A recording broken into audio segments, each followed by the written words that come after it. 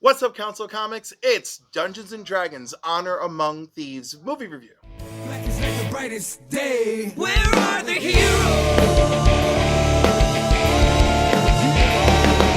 Soon as they get here, everything will be alright. I need a hero.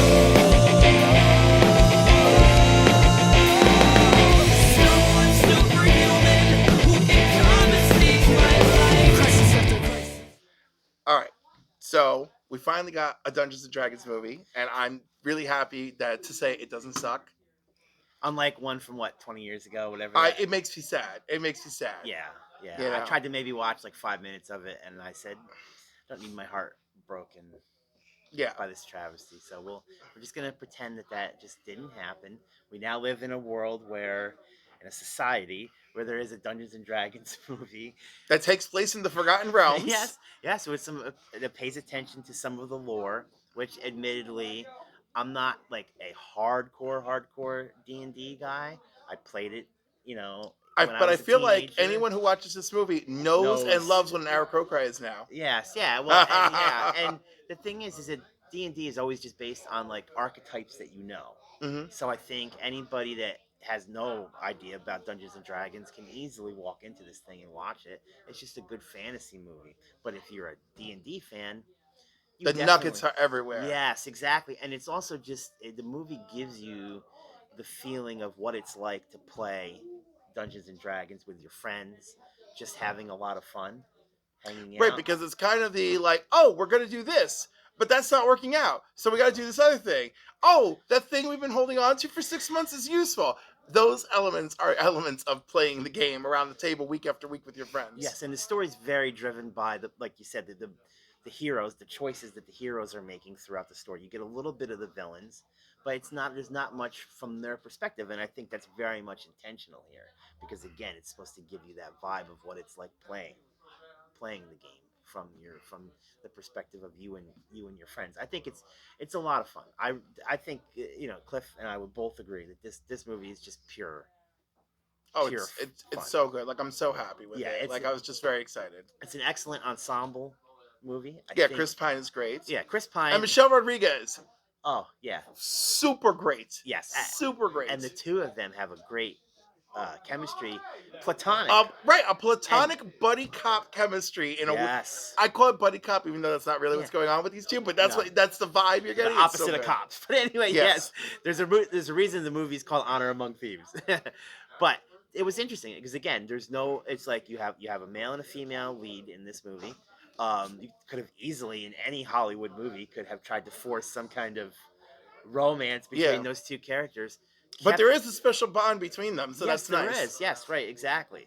There is because they both grew. They both bonded over tragedies that had happened in their lives, and then found themselves raising. Edgin's daughter. This is Chris Pine's character, Edgin, raising his daughter together. Kira, right? And so it's a unique story for a Hollywood blockbuster movie of this level to have that story being told. Right. But you guys, what do you think? I don't even really play because I don't play Dungeons and Dragons or anything. Really, the only reason I know it exists is because of Strange Things. But it was good. I enjoyed it more than I thought I would. But when we got there, my friend was like, "I watched the trailer and it doesn't look too good," and I'm like, "Oh no, here we go." But it's understandable even when you don't play the game. So it's not like one of those situations where you have to like have played the game before to understand it. You can watch it without knowing anything about it.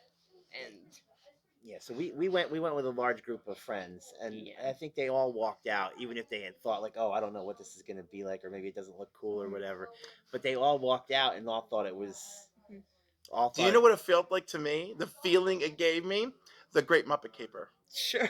That's the vibe that I got from this movie, and that's the vibe I'm advertising. It's an interesting heist. It's a heist. It's a heist. No, it story, is. It's a heist story, and like fun. right, and full of fun. Like, and I'm just like the last movie I can remember that gave me these kinds of feelings is that movie. But What's the basic plot of this movie? so the base. So there, you it know, actually starts off with Edgin and Holga, who are Chris Pine and Michelle Rodriguez's character. They're in jail. They're in front of a council, hoping to get out. And he keeps talking about this one dude, the Eric Coker. He's like, he's gonna be there. He's our key to get out. He's our key to get out. Jonathan. Jonathan, because I scream his name a lot in the movie. So like, it's not even normal. It's like Jonathan, right? So anyhow, Yeah. she's so they're there and they're waiting for him. He's late, and they're like, "Well, proceed." He tells them the whole sob story. I lost my wife. You know, Holga and I met, and we met other friends, and we kind of became thieves, and then we got caught up in this thing we shouldn't have gotten caught up with. You know, this sorceress, Sophina, is like, oh, I need this item. It turns out the item is incredibly deadly and dangerous, and then she cast Time Stop on us and just let us take the fall for the crime, and the rogue and her took off. Along with their friend the sorcerer, which we find out later, Sophina basically tried to kill him immediately, but he got away. So in the meantime, there's like a green gooey ink and like a red gooey ink to like let you know, and the camera points to the green gooey ink, and they're like stamping the thing, and Jonathan comes to the door, and Darvis is like, "Now, Helga," and Helga uses her potatoes. She's always eating a potato in this movie, and uses it as a weapon, right? Which is great because that is a very D&D thing to do. And they grab onto Jonathan and shove him out the window and keep telling him to fly because he's an Aarakocra. So he's got wings. And they keep demanding that he fly until he fly them to safety so they can escape. Meanwhile, they had already approved. That they approved. Yeah, they didn't have to go through this whole thing. But we approved your thing. Yeah, like, Jonathan, but we approved you. So that was Guess great. who's going back to jail once you get caught? Well, Well, they but don't have to, They 'cause don't we- have to Yeah. because they had already. yeah. So Released them. the rogue is played by Hugh Grant. His name is Forge. He has become, what's he become? He's become the city, He's like the mayor, more or less, or not the more or less mayor. mayor. It's like a Because Lord, Magistrate? right, magistrate of some Magistrate, sort. something like Because that. Lord Neverember was suddenly put under a slumber. So Sophina, right? So you know the two of them are working together, and Forge is just terrible, filled Kira with lies about her father. Your father abandoned you. Your father was greedy. That's why he didn't make it back. All this stuff. And of course, she starts to believe it because the father really has no way of defending himself, right? He's And- gone. He's in jail. Well, don't, because he's in front of her when he's doing this to her. Right. And he's like, no, you can't believe him, whatever. And then like Holga's like, you know, your dad isn't this horrible person you think he is, you know. But again, we get a little taste that Holga's relationship with her is very special. So they get the heck out of there because they're like, look, we got to figure out a way to take this guy down, figure out what's going on. You know, like, so we need a plan. We need to get the gang back together. So they go looking for Simon, which is Justice Smith, who also starred in Detective Pikachu, by the way. Yes. And he's very good here. So he's a wild magic sorcerer, which means some of the stuff he does doesn't always work. And he's got huge confidence issues. And they actually need a very special magical item later on. And he can't attune to it because he doesn't have freaking confidence. What a great, and by the way, what a great character too. Like that, what a good character for kids too. By the way, this example that he sets again, like you said, he has these abilities, but he just doesn't have the confidence in himself, Yes. and then has to find a way to bring that out of himself. It's excellent, very well And then- conceived character, I thought. We then find a tiefling druid named Doric, who's his ex-girlfriend. And why did they break up? He lacked confidence. Yes. Right? So again, hijinks ensue. We know who the main villains are, right? Sophina's after some terrible, terrible dark magic sort of thing. And what do you call it? Forge basically just wants to run off with all the gold and his newly adopted daughter. So they actually get to the city, and you know, they all their plans happen and fold and refold. At one point, they even fight a very overweight dragon, which was hilarious. Big chunky dragon. He reminds me of my dog, Yes. Poe, who's Yeah. very much like that. It was just like dragon. Roly it was very funny. They get help from Zenk at that point, who's a very powerful, very confident paladin, who basically is like, no, this quest is yours. Like, man, like I know you want me to come along, but do your thing. Which is a very guest of the week sort of situation when you're playing Dungeons and Dragons, you know, where you got like, you made an NPC to join your friends on the quest, or you have a guest at the table playing just for the week as a guest character. That's kind of what he was doing here. But anyhow, ultimately, between planning and confidence, they are actually able to save the day at the end, at the expense of Holga's life.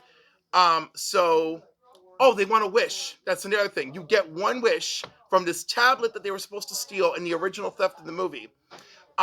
Chris Pine wants to use it to bring back his wife, the mother of his daughter. The mother she never knew. But now Holga's dying the same way that his wife died. And when he chooses to wish, his daughter doesn't even hesitate. Save Holga. Right? And he thinks about all the time he spent together with Holga and his daughter and realizes this is the only daughter my daughter, this is the only mother my daughter has known. And that's how he uses the wish. And once again, Michelle Rodriguez is in a movie series that resurrects her. Good job. But I think it comes down to, again, being another like kind of found family Oh, story. absolutely. Very But Guardians what of a the great twist. Galaxy. It wasn't Yes. about, and he admitted that he was being selfish because he kept saying, I want to bring back your mother. And in the end, he did bring back her mother, but he didn't bring back his wife. Yeah. So, favorite, we'll start with Josh. Yeah. And then we'll work our way that way. Your favorite scene in the movie? Oh man, my favorite scene. So there's a scene that a lot of people, you might have even seen if you've watched any sort of preview of this movie. There's a great scene in this graveyard where they have to go and they have to ask literally like these cadavers.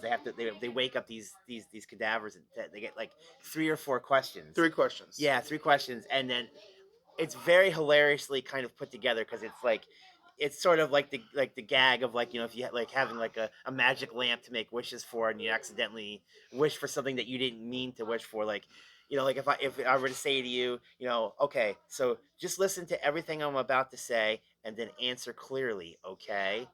Well, because you said okay as a question, that counted as as one of your questions. Um, it's very slapstick. It's just very silly and goofy. And of course, it's Chris Pine who's in this scene, and he, because of his comedic timing, it's excellent. It is. And And then, it's- of course, the last corpse who actually gives them the information they're looking for, they never ask him a third question. Yes, he's left just sitting there in the in the In the coffin, graveyard. waiting in the graveyard waiting. Someone asked me a question. Well, What's your favorite scene? Well, on that, we had one of the friends who came with us during the like whole third question thing. I don't know if you heard because you were like probably like on the other side of the road, but she was like, "What's your favorite kind of pickle?" They basically said that. But I think for my favorite scene was probably like the end where what's her name came back to life. Oh, I Holga, yeah. Holga, yes. it it was a good scene, and I like it in general, but it's kind of hard to pick a favorite scene. But out of them, that was if I had to choose, that was probably my favorite. Well, here's a question for you. What Yeah. was your favorite character? I think the girl with the orange hair. I completely forget everybody's name. Doric, yeah, because that's Yeah. what you guys were all saying the other day. Doric was your Yeah. favorite. She was the tiefling, right? Yep, tiefling, druid, shapeshifting, When we meet her, the setup is amusing when we meet her in the movie because Simon Simon, who was the wizard, the reluctant wizard. He's bringing the rest of the party to meet somebody that he said, "Okay, I got somebody who can help us," right? And then they go and you see a woman there and something you expect, and then you see this giant creature, which is in the D&D lore known as an owl bear. Literally, this giant bear with an owl's face and the talons and the feathers. Yeah, and he says, "Well, there she is," and then eventually you see her shape shift into a woman, and so it's a great setup. And At she's the an end of the movie, interesting she gets to pull the Hulk off. Yes, Because she turns into an owlbear and does the Hulk slam on yeah, that is right. She does. on the- Yeah, on the like sorceress. with Loki, Hulk and Loki. What's your favorite scene? What was your favorite scene? When the one guy tried to use the window, but it was covered in brick. That's the final scene. So Forge is now captured and doing an appeal for the same people in the opening scene. Call back to the And first scene. Jonathan comes in and he grabs him and they scream Jonathan and he tries to hit the window. But now they have curtains there and the curtains are concealing that the window has been sealed off because of the last time Jonathan was taken advantage of. They bricked it off. Instead of there being glass behind the curtains, now it's just stone or whatever. So you're Was- gonna either go back to jail or end with a concussion. Yes, and In his case, both. yes, and Hugh Grant again also does a really good job, I think, as the villain, but you still find a little tiny sympathy in there for Oh, him. I Oh, really yeah. don't. When he threatens to kill Kira, any sympathy I had for him is gone. Well, I think he Yeah. got He's a in over pure his head. I sociopath. think he No, got he's a in pure with- sociopath. Yeah, he Pure definitely got sociopath. in over his head. But no, obviously on the wrong side of things. He's a monster in a man's body. My first favorite scene is Hulk being resurrected. I genuinely cried. But since Yeah. Ed's been taken from me, my second favorite scene is the overweight dragon because it is fantastic chunky and red hilarious. dragon. It's great. It's funny and action packed all at once. By the way, if you are a fan of the 80s animated Dungeons and Dragons, Yes, they are actually in that those maze. the characters are, yeah, you get a cameo. You get to see them a little bit. Yeah, there's a double cameo. Yeah, they actually do show up. And also there is another amusing cameo that I didn't even realize till I looked it up. That Bradley Cooper Yes. is in this movie. He plays Holga's Ex-husband. Ex-husband, yes. And he has a exactly. type because he gets with another barbarian chick. And then at the end of the movie, when Holga's being celebrated as a hero by Lord Neverember, she's being greeted by another dwarf. Yes. I mean, it's my favorite cameos, even though I never watched the movie, Yeah. of the Saturday morning cartoon guys. Yes. That are in there. Oh yeah. Trust me, it's fun. And you know it's great too because they stand out so much because they're like in the I exact saw the clip costumes. and I was just Yes, like, they the- look The phenomenal. colors are bright like on their costumes. Like, I was like, are we getting that movie? Yeah, you Because know. I want that movie. yeah. That was a fun show, man. No, without a doubt. I would like if we get the movie. I just don't want them coming from the real world. I would just skip it and be like, no, they're Yeah. doing That's this. the whole thing. They're trying to get back home. Well, I will say that's one thing that I did appreciate about this movie because I think we all went into it assuming, oh, there's going to be this end credit scene where like Chris Pine and whoever, and Michelle Rodriguez, at least their characters are going to be like, oh, we were really just playing D&D and this is just the story of their, and they didn't even. No, you they didn't do need that it. at all. You They were didn't like, need this it. is a story in the D&D Forgotten Realms, period. And again, the Emerald Conclave, that's who Doric represents, and Yes. they're celebrated at the end because Doric is one of the heroes. Lord Neverember awakens from his sleep. I mean, these are all very Dungeons There's and Dragons references. pieces of lore that are alive on the screen for you. So, like, Yes. that's really cool. And you just get like name drops of other references, like stuff that I picked up on Baldur's Gate, which was Mhm. a computer game, a D&D computer game. And a location. Yep, exactly. They're sprinkled in there again, but again, you don't need to know these things. You Right. don't It's need- just fun that it's there. It's just- It's just a fun action movie by itself, even if you don't know these things. I think to me Fantasy this was one of the more impressive. I think bringing like an existing IP to life as a movie. I think it was very well done. It could appeal to you if you were a longtime fan, and I think if you were somebody who had no clue whatsoever. But it was very well done, and I'm hoping we get a sequel. I'm sure that it's not gonna set the box office on fire, but I know it did better than expected Yep. last weekend. So we'll see. Let's hope for the best. All right. And great special effects, by the way. Yes. Oh yeah. A lot of practical effects. Yep. A But lot. even still, the dragon. But- So but there's the- a dragon in the flashback. The chubby dragon that they fight, and the stone dragon that comes after them. All look The great. dragons all look great. There's like one potato. The CGI is terrible for a split second in the movie, and I almost wonder if they just missed it or if they left it on purpose as like a gag. But there was also, and there's this other shot too. There's this really amusing shot with Chris Pine where he's trying to distract some guards, and they do the thing with the spell because the spell was wearing off. Oh, like one. It's like prestidigitation and like the other spell. Yes, and Yeah. then so like it's like his this visual of him gets stuck, like almost like it's not working anymore. Yeah, and it starts like falling apart and dripping, his face starts to like melt. melt sort of, but shrink into his body, and the effect of it just blew me away how well it was. It's almost hard to even describe without you seeing it, but And again, it's it's one really of the most cute. impressive VFX shots I think I've ever. It's really great, but it's also really funny because if you played the game a lot, you know what the magic user is trying to do, and it's not working because he's not holding concentration. Ha ha. Right. All right. Excellent stuff. Cliff, take us out. All right, so that's it. We hope you enjoyed this review of Dungeons and Dragons: Honor Among Thieves. Please take the time to like the video, subscribe to our channel, and check out our other movie reviews and TV show reviews as well. From the Council Comics, this is Cliff and Josh and guest. Peace out.